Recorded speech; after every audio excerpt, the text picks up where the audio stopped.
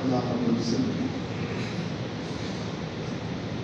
رمضان المبارک کو جو مہینہ دیا ہے اس میں مختلف اعمال کی عبادتیں بڑے بڑے اعمال دیے، ان میں سے ایک عمل دعا کا ہے۔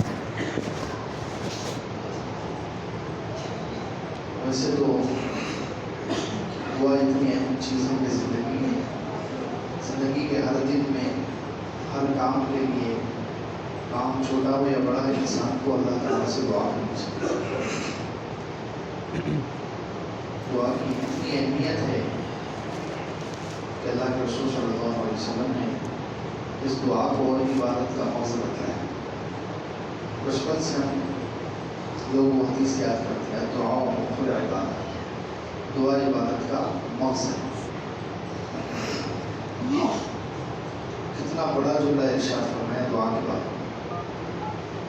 یعنی ساری عبادتیں جو ہیں چھلکے کی حیثیت رکھتی ہیں، دوسری جو عبادتیں ہیں ان کی حیثیت چھلکے کی طرح ہے، اور دعا اس کا مقصد ہے۔ یعنی ساری عبادتوں کا نچوڑ اور خلاصہ اور مقصد انسان کو دعا تک لانا ہے۔ انسان اللہ رب العزت کے سامنے ہاتھ اٹھائے، اللہ سے مانگے، اللہ کے سامنے عاجزی کرے، اپنی حاجتوں کا اور اپنی ضرورتوں کا اظہار کرے۔ حدیثوں میں اتنی اہمیت بتائی گئی، اور دعا قرآن میں دیکھیں تو قرآن کی سب سے پہلی سورت میں بھی دعا ہے اور آخری سورت میں بھی دعا ہے۔ سورہ فاتحہ، اس میں ہم دعا کرتے ہیں اہدنا الصراط المستقیم، اس میں دعا ہے۔ اور قرآن ختم ہو رہا ہے قل اعوذ برب الفلق قل اعوذ برب الناس، وہ بھی دعا ہے، وہ بھی اللہ سے مانگنا ہے، پناہ مانگی گئی ہے اس میں۔ اب اس سے اندازہ لگائیں کہ قرآن شروع ہوا تو دعا سے، اور ختم ہوا تو دعا، اور پھر قرآن بھرا ہوا ہے دعاؤں سے۔ اللہ رب العزت خود دعا کے طریقے بتلا رہے ہیں، کتنے قریب ہیں، کتنے مہربان ہیں کہ اللہ تعالیٰ خود جو ہے بتلاتے ہیں کہ مجھ سے ایسے مانگو میں قبول کروں گا۔ دنیا میں کوئی لیڈر، کوئی بادشاہ، کوئی دینے والا ایسا ہے کہ وہ خود طریقے بتائیں کہ اس طریقے سے درخواست دو، ایسے فارم بھرو تو میں قبول کروں گا۔ لیکن اللہ تعالیٰ کی ذات اتنی قریب، اتنی رحیم، بندوں پر اتنے مہربان ہیں کہ اللہ تعالیٰ نے خود طریقے بتائے۔ قرآن میں جتنی ربنا والی دعائیں ہیں اللہ تعالیٰ نے خود بتائی کہ مجھ سے اس طریقے سے مانگو۔ پھر اللہ تعالیٰ نے خود طریقہ بتلایا، نبیوں کی جو دعائیں ہیں وہ اللہ تعالیٰ نے قرآن میں نقل کی ہیں۔ حضرت زکریا علیہ السلام، حضرت ابراہیم علیہ السلام، حضرت سلیمان، حضرت داؤد، کتنے انبیاء علیہ السلام جنہوں نے دعا کی تھی، اللہ تعالیٰ نے ان کی دعاؤں کو قرآن میں نقل کیا۔ کیوں؟ قرآن میں ان کی دعاؤں کو، ان کا تو زمانہ بہت ہزاروں سال پہلے وہ ہم سے تھے اور چلے گئے، تو اب ان کی دعاؤں کو قرآن میں نقل کر کے قیامت تک باقی رکھنے کی کیا ضرورت ہے؟ کہ ہمیں تعلیم دی جا رہی ہے کہ دعا کتنی اہمیت کی حامل ہے، دعا سے کیسے کیسے کام بن جاتے ہیں، اور دعا کتنا مانگنا کتنا ضروری ہے، اللہ تعالیٰ اس سے کتنے خوش ہوتے ہیں۔ یہ سب چیزیں سکھانے کے لیے اللہ تعالیٰ نے اس لیے نبیوں کی دعائیں قرآن میں رکھی کہ کس موقع پر کس طرح وہ عاجزی سے اللہ کے سامنے دعا کرتے ہیں۔ بڑے بڑے انبیاء علیہ السلام کو، خود حضور پاک صلی اللہ علیہ وسلم کو، اور نبیوں کے علاوہ دوسرے بھی جو نیک لوگ گزرے ان کی بھی دعائیں ہیں قرآن. جیسے فرعون کی بیوی حضرت آسیہ، فرعون جب ان کو سوئی دے رہا تھا اس وقت انہوں نے دعا کی، 28 پارے میں وہ دعا کی. فرعون کے زمانے کے جادوگر مسلمان ہوئے اور فرعون نے ان کو دھمکی دی کہ میں تمہیں تمہارے ہاتھ پاؤں کاٹ دوں گا اور سوئی پر لٹکا دوں گا. تو انہوں نے اللہ تعالیٰ سے دعا کی. حضرت طالوت تھے، ان کے لشکر میں وہ جو جالوت سے مقابلے کے لیے گئے، حضرت داؤد علیہ السلام بھی تھے اس لشکر میں. انہوں نے اس مجمع نے دعا کی، اللہ تعالیٰ نے وہ دعا بھی قرآن میں نقل کی. تو دیکھیں کتنے نبیوں کی بھی دعائیں قرآن میں اللہ تعالیٰ نے بتلائی کہ انہوں نے کیسے دعا کی. اور پرانے جو نیک لوگ تھے، بزرگان دین، اللہ کے نیک بندے اور بندیاں، ان کی بھی دعائیں اللہ تعالیٰ نے قرآن میں نقل کی. یہ سب ہمیں اہمیت بتلانے کے لیے، طریقہ سکھلانے کے لیے کہ ہم ایسے دعا مانگیں اور دعا کی اہمیت کو سمجھیں. تو اس لیے رمضان مبارک کا موسم ہے. ویسے تو ہمیشہ دعا کرنی چاہیے، دعا کی عادت ہونی چاہیے، لیکن رمضان میں تو اور زیادہ. روزے کی وجہ سے انسان کا اللہ تعالیٰ کے پاس بہت اونچا مقام ہو جاتا ہے کہ روزے دار کی دعا پھر اللہ تعالیٰ رد نہیں کرتا. اسی لیے قرآن میں جہاں دوسرے بارے میں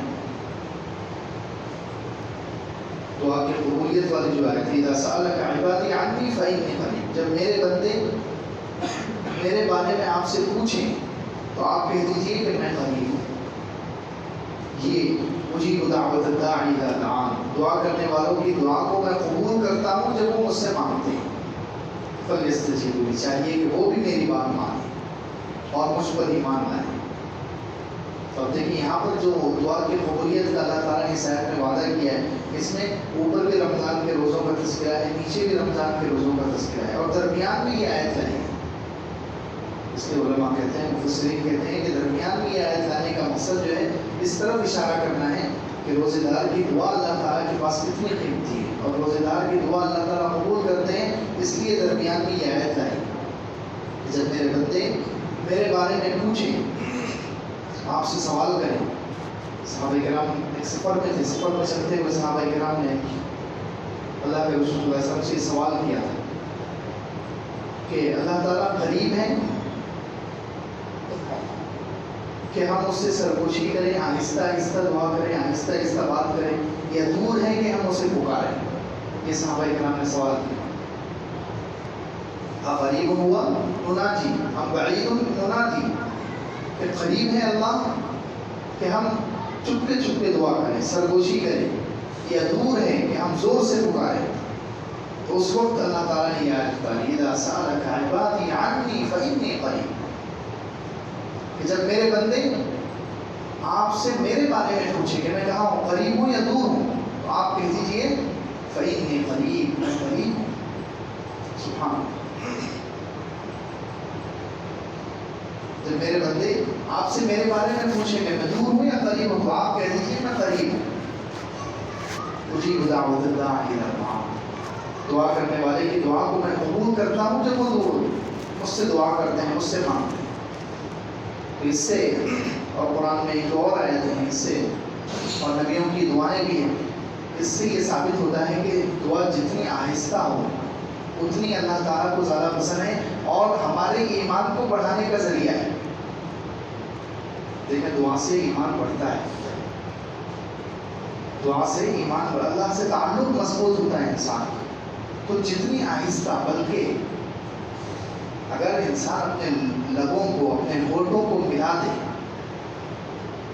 زبان سے ظاہر میں کوئی لفظ نہ نکالے اور صرف دل سے ہاتھ اٹھا کر اللہ تعالیٰ کے سامنے اپنی حاجتیں رکھیں، اس وقت آپ خود محسوس کریں گے کہ کتنا اللہ سے تعلق مضبوط ہو رہا ہے اور کتنا ایمان بڑھ رہا ہے.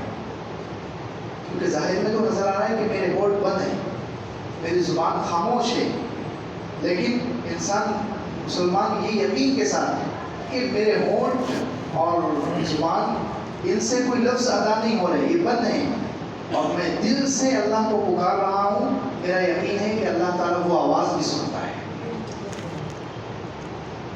دنیا میں کوئی انسان نہیں سن سکتا کوئی مشین ایسی نہیں ہے کہ جو دل کی دھڑکن میں کیا چل رہا ہے وہ بتا سکے، لیکن اللہ کی ذات ایسی ہے علیم بذات الصدور، وہ دل کے خیالات اور دل میں اٹھنے والی امنگیں اور دعائیں ہوں اللہ تعالیٰ اس کو بھی سنتے ہیں اور اس کو بھی پورا کرتے ہیں۔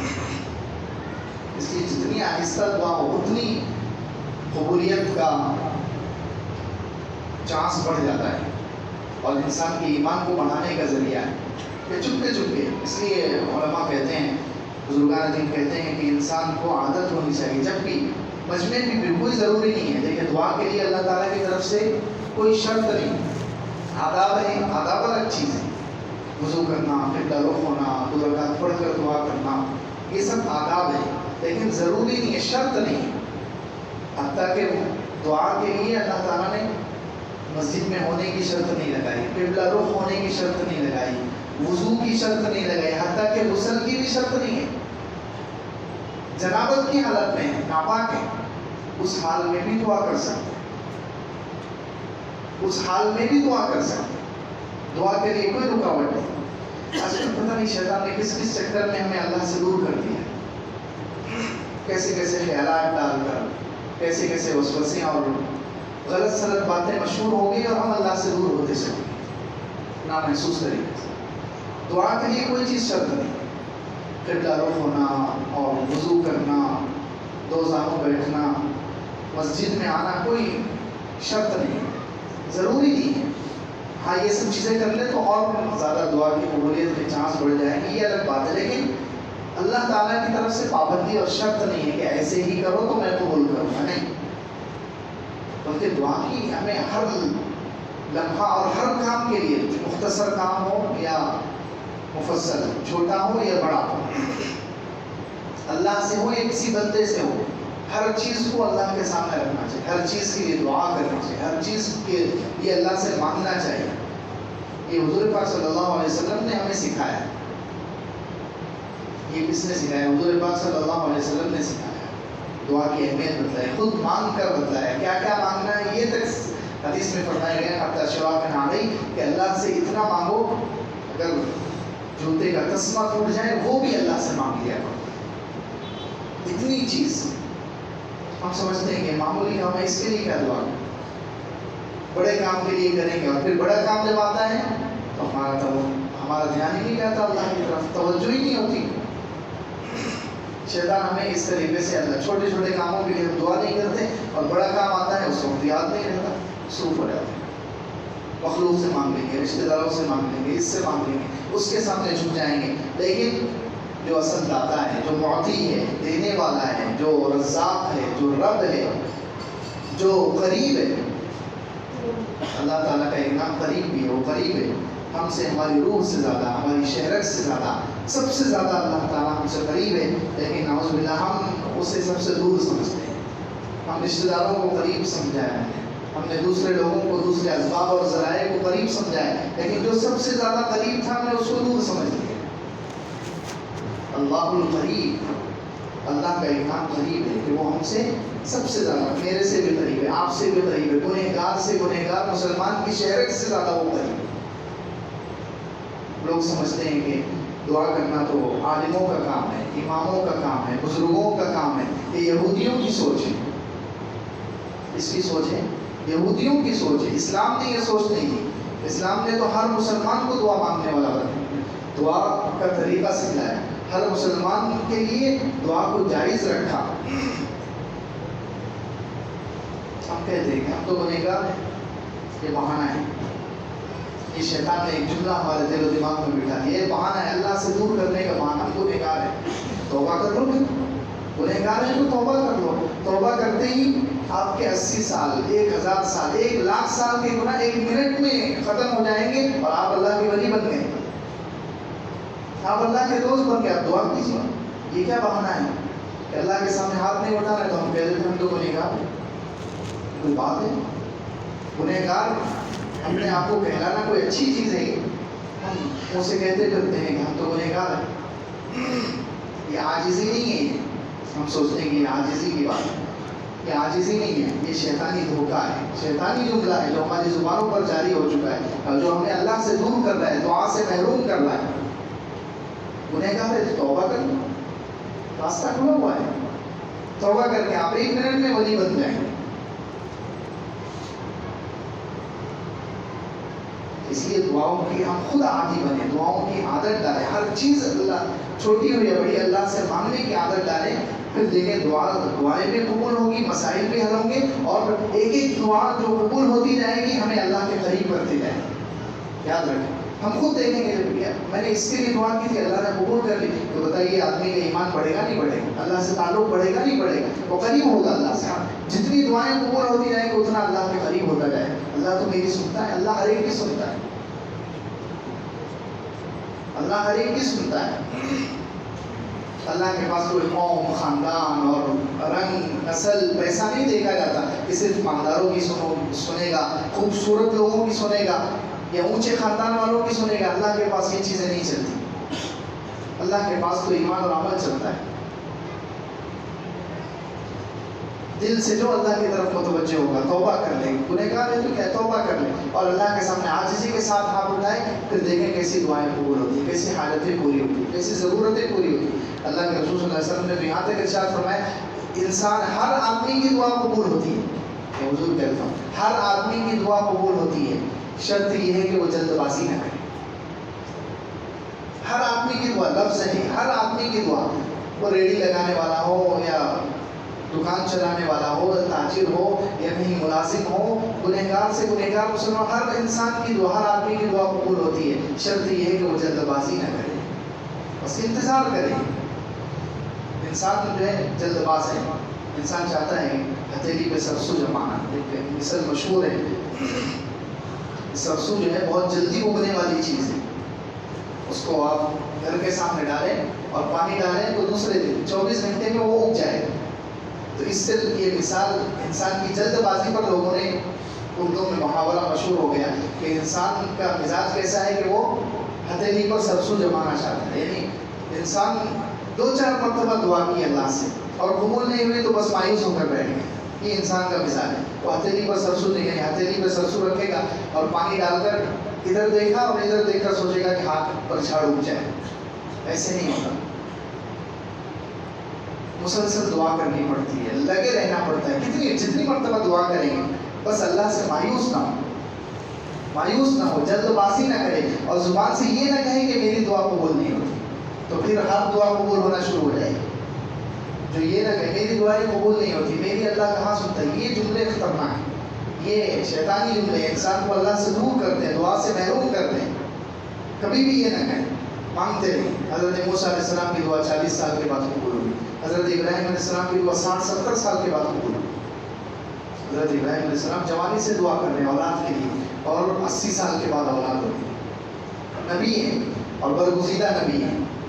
हुज़ूर पाक सल्लल्लाहु अलैहि वसल्लम के पास सबसे बड़ा मकाम जिनका आता है नबियों में, हज़रत इब्राहीम अलैहिस्सलाम की शख्सियत है। 60 साल के बाद, 70 साल के बाद उनकी दुआ कबूल हो रही है, उनको औलाद नसीब हो रही है। हज़रत मूसा अलैहिस्सलाम फ़िरौन के खिलाफ बद्दुआ कर रहे हैं, 40 साल के बाद वो बद्दुआ कबूल हो।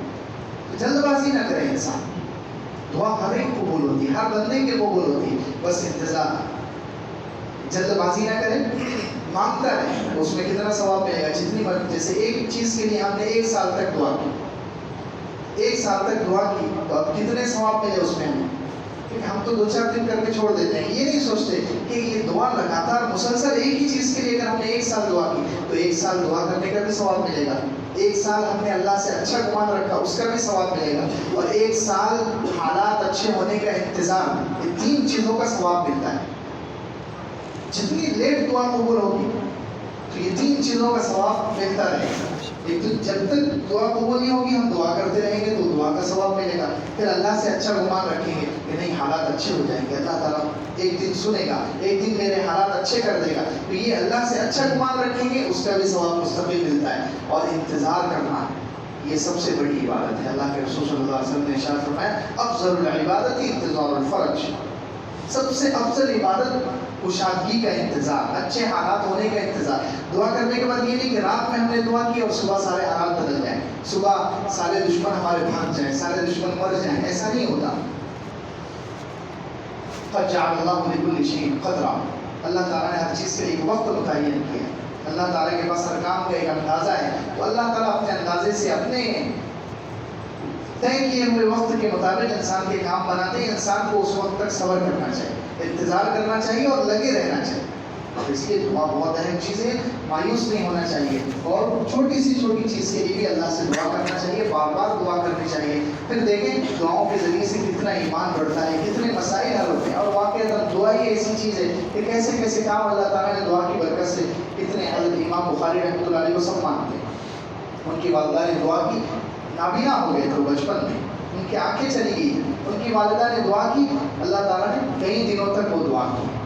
ایک مرتبہ نہیں ہوئی, دوسری مرتبہ نہیں ہوئی, تیسری مرتبہ پھر اللہ تعالیٰ نے ان کی والدہ کی دعائیں سنی اور اللہ تعالیٰ نے ان کی آنکھیں واپس کی. تو اللہ تعالیٰ تو ہر کام کر سکتا ہے. اللہ تعالیٰ تو اعلیٰ کل شیء قدیر کیا کہتے ہیں, کس کو کہتے ہیں؟ ہر چیز پر قادر ہے. جو ہماری عقل میں آئے وہ کام بھی اللہ کر سکتا ہے, اور جو ہماری عقل میں نہ بیٹھے اللہ وہ کام بھی کر سکتا ہے. اس کے پاس قدرت ہے. بس انسان کو مانگنا چاہیے, مایوس نہیں ہونا چاہیے. ہم جس سے مانگ رہے ہیں وہ بہت زبردست قدرت پاتے ہیں. اس لیے ہم اللہ سے مانگنے کا عادت ڈالیں. اللہ ہم سے سب سے زیادہ قریب ہے, ہم اس سے قریب ہوں. دوسروں سے تو ہم بہت قریب ہو گئے, جو دور دور تھے ہم نے ان کو قریب کر دیا, لیکن جو قریب تھا ہم اس سے دور ہو گئے. اللہ قریب ہے, اللہ سے مانگیں, اللہ سے مانگنے کی عادت ڈالیں, مانگنے کو اپنا مزاج بنائیں اور مانگنے کی عادت ڈالیں. چھوٹی سی چھوٹی چیز اور بڑی سے بڑی چیز یہ حدیث میں سکھائی گئی ہے کہ ہم دعا کریں. عرب کے لوگ اللہ کے رسول اللہ صلی اللہ علیہ وسلم تشریف لائے تو اللہ تعالیٰ سے بہت دور ہو چکے تھے. اللہ تعالیٰ قریب تھا, وہ اللہ سے دور ہو چکے.